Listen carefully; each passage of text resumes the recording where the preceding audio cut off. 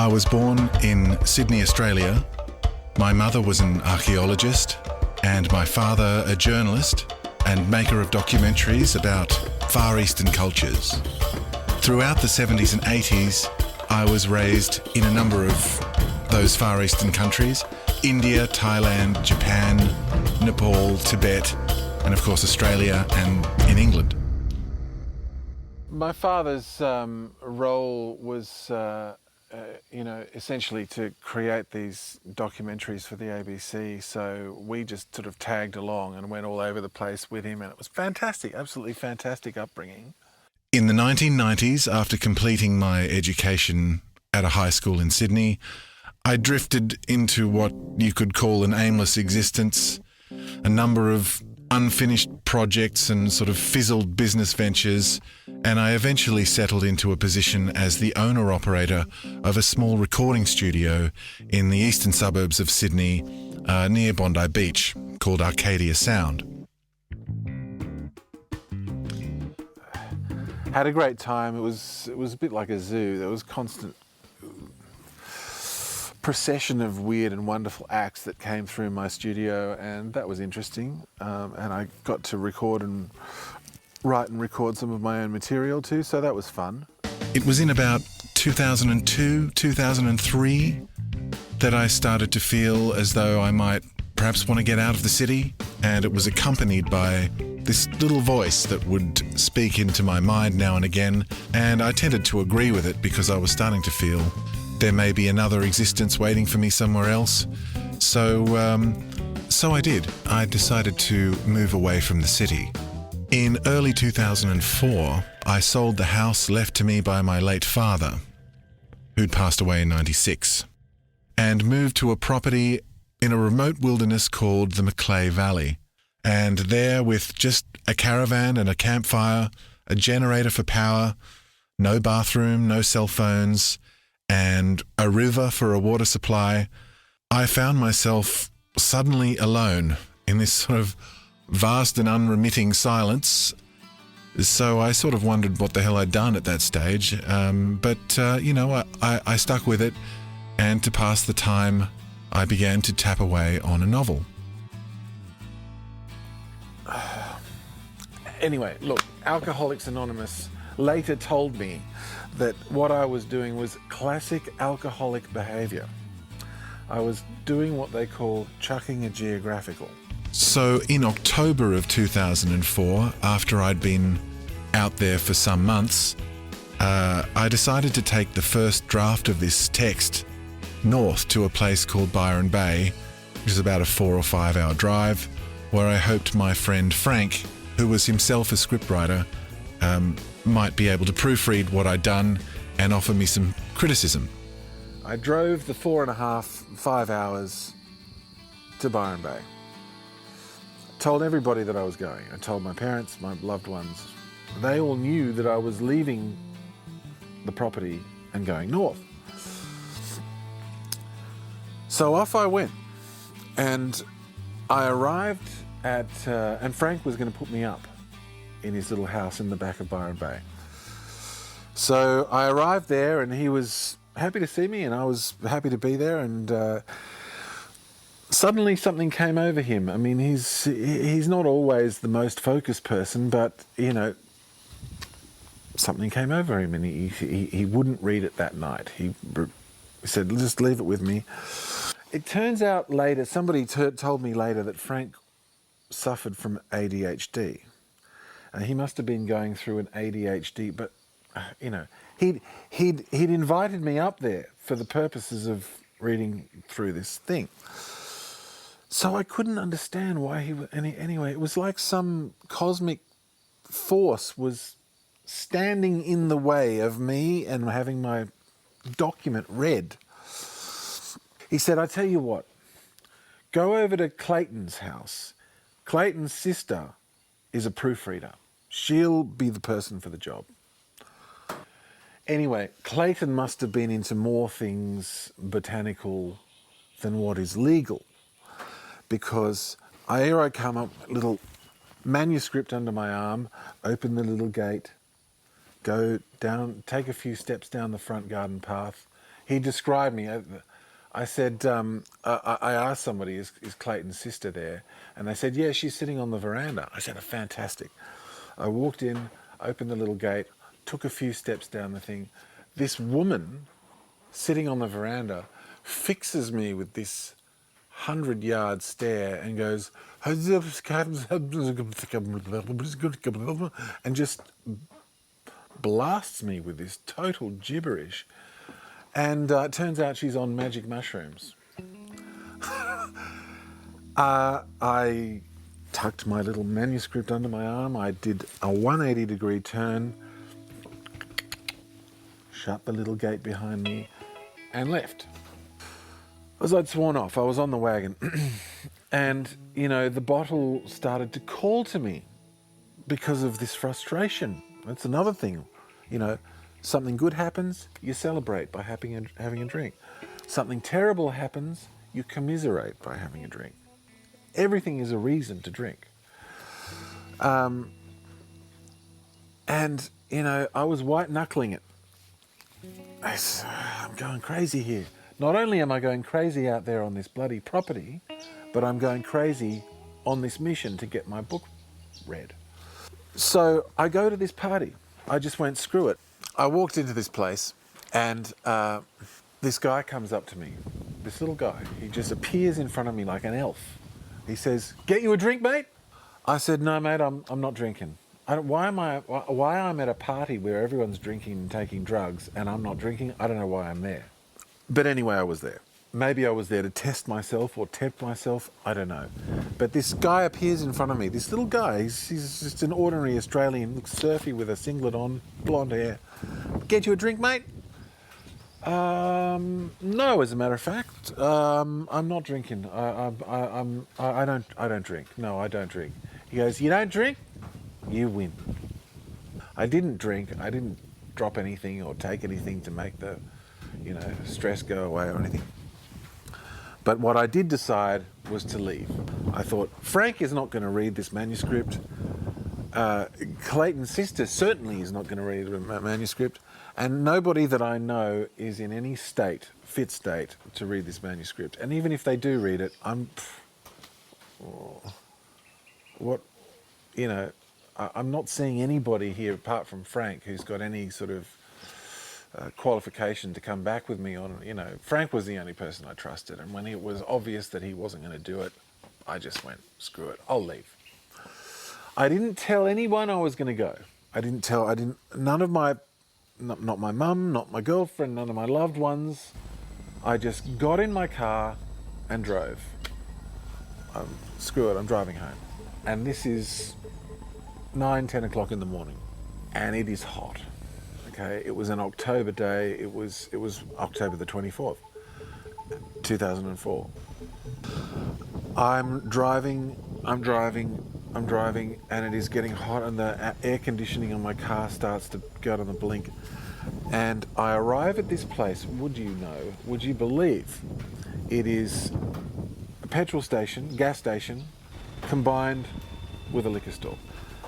And I went in there, and the temptation to have a cold beer hit me stronger than I think I've ever been struck by the desire to drink beer. That I got the 6-pack and I plonked it up on the table next to me on the counter, and then the next thing I knew, this little guy appears in front of me like a vision. You don't drink, you win. No, I'll still get the beer. You don't drink, you win. You don't drink, you win. You don't drink, you win. Maybe I shouldn't get the beer. Maybe that's what this is telling me. If I had taken that beer, I wouldn't be sitting here now.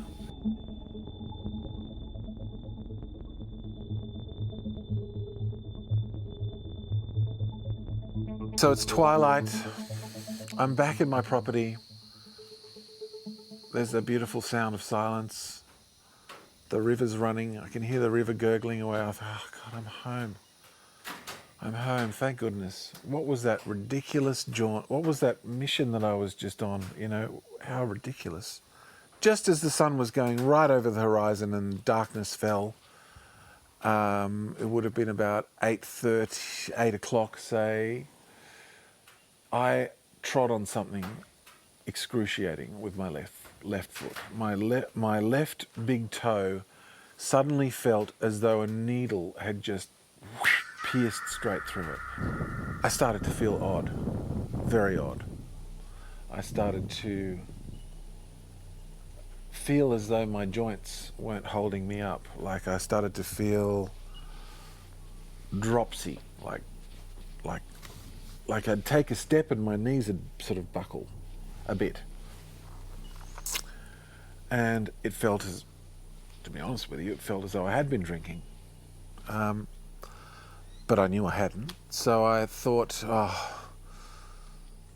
I must be hungry. I must be very, very hungry. God, I'm getting old, and I was only 33. So slowly, as I'm standing in the caravan, and this feeling of oddness and strangeness is beginning to become overpowering, I began to feel prickling on my neck, a feeling of fear, absolute terror, as I realize that I've been bitten by something and that the venom is starting to act on my nervous system. My family believes that I'm in Byron Bay. Nobody knows that I've driven back here. It's 2 hours to the nearest hospital. I had not planned for this eventuality, and walking around with bare feet, the panic began to hit me at that stage. As I said, I'm stark naked. I leave the caravan to walk the 15 or so steps to the shed to call 000. And I went like this. I wasn't completely paralyzed. I was able to move onto my elbows, and the panic is unbelievable, as you believe that, you know. So I elbow myself and I get about this far before my arms go down and my head just goes, by the way, my head falls forward into a patch of stinging nettles. My face, poof, straight into the patch of, there was one big patch of stinging nettles around the cattle shed, which I'd never gotten around to whippersnippering. And my face fell forward straight into it. And I could blink, and that's about it. So what came then was a psychedelic light show that you would be the envy of the Grateful Dead. Billions of coloured dots shooting off in my vision like fireworks. My ears go like a singing, roaring note like you can't imagine. Tinnitus. The sound of being standing in front of a jet engine and then suddenly walking into a closet. And the feeling of terror is something that is difficult to describe because, so I'm lying there, I'm, thank God, still able to breathe. And I thought to myself, when the nervous system is powered, there's still this little logical part of my brain that was still working. And the logical part of my brain said, I wonder if you get stung by something that paralyzes your central nervous system, does it affect your breathing? And the moment I thought that, the moment that thought happened in my mind, my lungs froze. My lungs simply stopped working. They simply stopped taking in air. And I went, nothing. That's when the light shows started to happen. And I suddenly saw things with dreadful clarity. Dreadful, dreadful clarity. My parents and my mum and everyone else thought I was in Byron Bay, so it was going to be at least 3 to 4 to 5 days possibly before anybody thought to look for me there. And there was feral cats, feral dogs, goannas, all manner of carnivorous animals that would come prowling around my campsite at night. So I suddenly get this graphic bird's eye view of what I was going to look like in 2 days, with my entrails scattered around, bits of, flesh torn off me and scattered, and the blood was just like this huge explosion over this horribly graphic, stark realization, like flash photography in my eyes. And then this huge funnel, like a big whirlpool. It looked to me like a kind of black hole, opened up right in front of me, and I started to slide towards it. And I thought, I don't want to go in there. I do not want to go down that hole. And I remember thinking that. And I'm going towards it, and I'm backpedaling. I'm like a dog that suddenly realized the ground it's sitting on has begun to slant. It's going like that. That's how I felt. I'm sort of painting myself backwards. And nevertheless, down I went. And I remember one of the few things that happened in my brain was, you haven't had anything published yet. Some odd things went through my head too. So you still haven't anything published. You've never released a song. You've never released an album. You've never released anything. You're just going to be one of those people that just dies. There's nothing like a near-death experience to show you how petty some of the things that you've done, or some of the grudges. For example, there are many issues that I have with my father, for example. We never really expressed a great deal of feeling or emotion to one another. It was a very flat relationship. It was just, I don't say much, you don't say much. And there was a bit of resentment between me and my dad. But all of that, and many other things too, things that people had done to me in my life, that I perceived that they had done to me in my life, things that I felt that I was, right and they were wrong. And man, all of that stuff just goes up in smoke. It just goes irrelevant, petty. When you're about to die, and when you arrive at the crossroads where you ask yourself, do I die relaxed or do I fight this?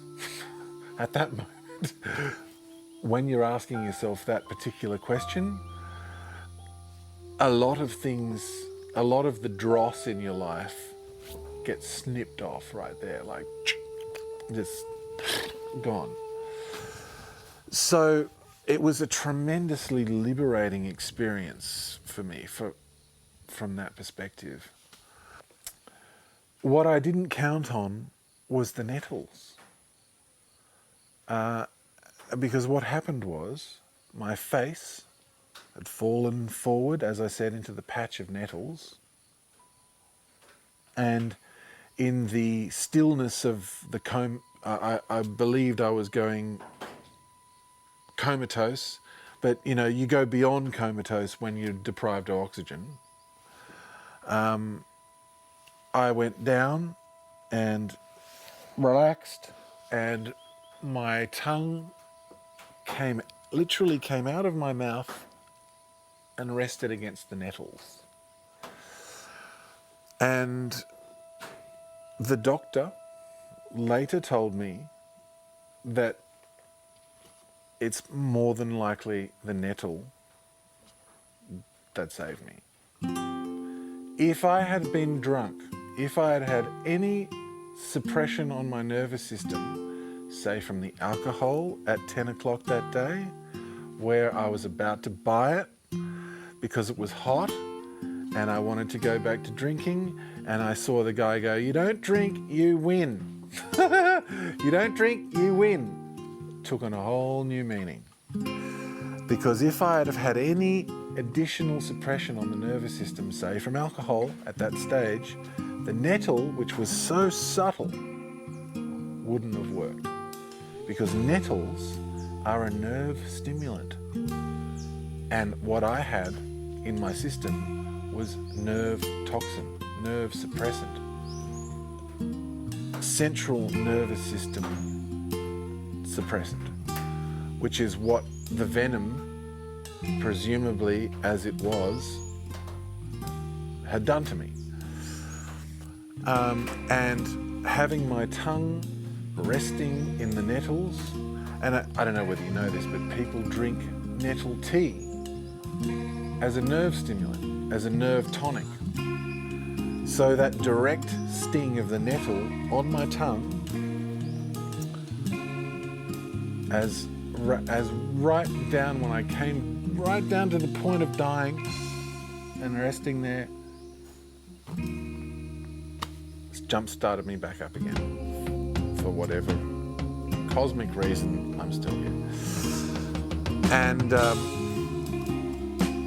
so, instead of dying, 1 minute, 2 minutes, my tongue is in the nettles now, 3 minutes. One eye opened, and I could feel this fluttering. And as you can probably imagine, I'm all fucked up. I can't tell which way is up. My face is on the cobblestones of this thing with the nettles growing in between the cobblestones. I thought I was standing up. I thought the cobblestones were like that and the world was like that, and I couldn't tell which way was up.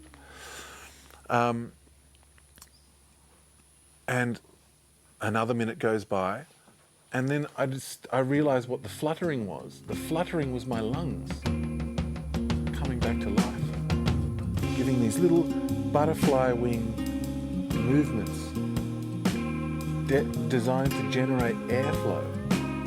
My automatic system took over completely. Like, there was no conscious intervention from me, of course, because I was unconscious.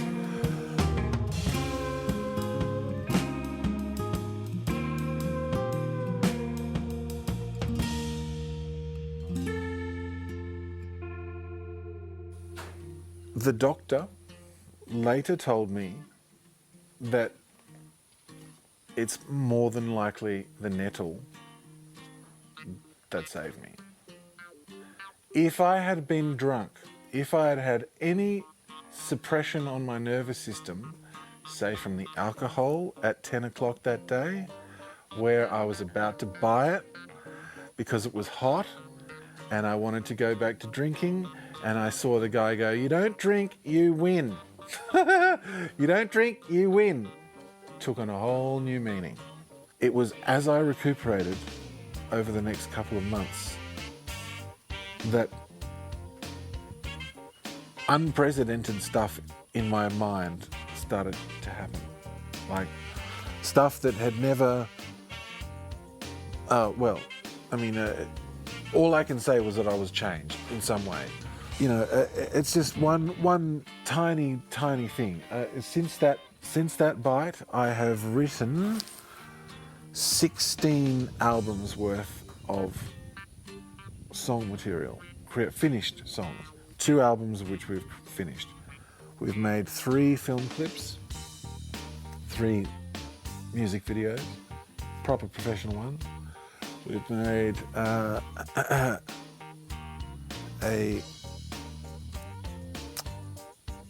fantasy allegory, an allegory which spans 9 parts, which is almost twice as long as Lord of the Rings. That's taken me a good 6 years. Hundreds and hundreds of drawings, paintings and sketches, sculptures, mathematical, from what I was before to what I am now, just in purely, no great change, but in terms of creative output and the quality of the creative output, worlds apart. I can't put it any other way than that. And if I continue to go on about it, I'm just going to sound like an egomaniac. Funny thing happened while I was recuperating at my girlfriend's place in Guy Creek. I ran into a Koori guy, Aboriginal guy that I met through my girlfriend's work with the Croc Fest, and I was lamenting told him the story, and he said, "You're a lucky white boy." I said, "Why am I so lucky?" And he said, "You've been bit by a rainbow serpent." I said, "Rainbow?" He goes, "You down by the river, huh?" I said, "How did you know it was by a river?" And he goes, "The rainbow serpent, he live in the river. You're bit by the rainbow serpent. That's why you see the things you saw." And I said, "Buddy, whatever you say," and I meant it.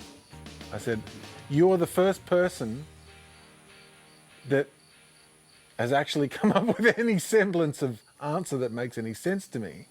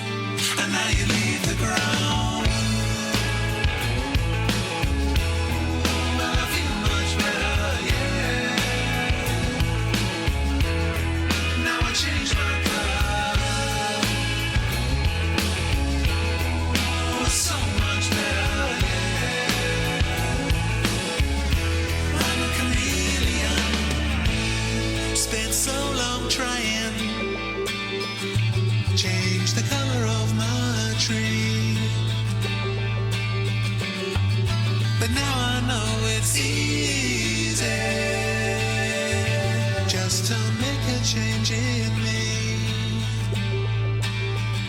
Well,